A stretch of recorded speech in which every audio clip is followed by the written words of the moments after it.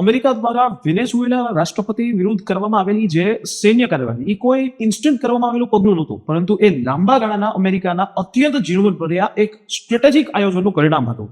આ આયોજનના મેઇન જે પાસાની વાત કરીએ, સૌથી પહેલા અમેરિકાએ એના પાયાનું એના માટેનું ઇન્ફ્રાસ્ટ્રક્ચર તૈયાર કર્યું. કોલ્ડ વોરના સમયનું જે રૂઝવેલ્ટ રોડ્સ નેવલ સ્ટેશન જે 2004માં બંધ કરી દેવામાં આવ્યું હતું, એને 2025ના અંત સુધીમાં ખૂબ જ સિક્રેટલી ફરીથી એક્ટિવેટ કરવામાં આવ્યું. ત્યાં રનવેનું સમારકામ કરવામાં આવ્યું અને બાર તથા કમાન્ડ ફેસિલિટીઝ એ જેવી તૈયાર કરવામાં આવી, જેથી પ્યુર્ટો રિકોથી વેનેઝુએલા માત્ર થોડી જ મિનિટના અંતરોથી રહે.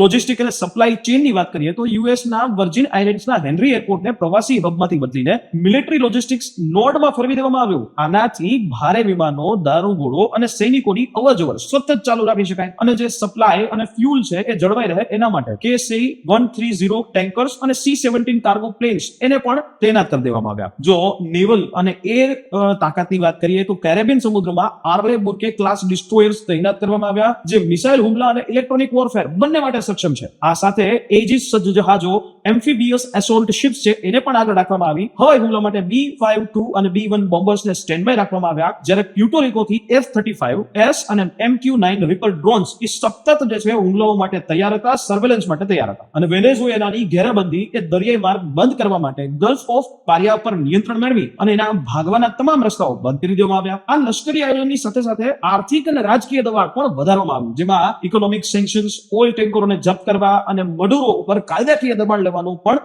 એ સમાવેશ થાય છે. સ્પેશિયલ ફોર્સિસની પણ અહીંયા ખૂબ અગત્યની ભૂમિકા નિભાવવામાં આવી, જ્યાં સ્પેશિયલ ફોર્સિસ દ્વારા મહિનાઓ સુધી રાષ્ટ્રપતિ મડુરોની જે ગતિવિધિઓ પર નજર રાખવામાં આવી અને પકડવા માટે એક્શન ડ્રિલ્સ છે એનો પણ અભ્યાસ કરવામાં આવ્યો. અને જ્યારે તમામ જે પાસાઓ બરાબર ગોઠવાઈ ગયા ત્યારે જ આ ઓપરેશનનો અંજામ આપવામાં આવ્યો. ટૂંકમાં કહીએ, આ આયોજન છે એ ચેસની રમત જેવું હતું, જ્યાં અમેરિકાએ મહિનાઓ અગાઉથી પોતાના તમામ પ્યાદાઓ ધીમે ધીમે ગોઠવતા રહ્યા અને જ્યારે મડુરો સંપૂર્ણપણે ઘેરાઈ ગયા ત્યારે જ એક અંતિમ ચેકમેટ એટલે કે સ્ટ્રાઇક એ કરવામાં આવી.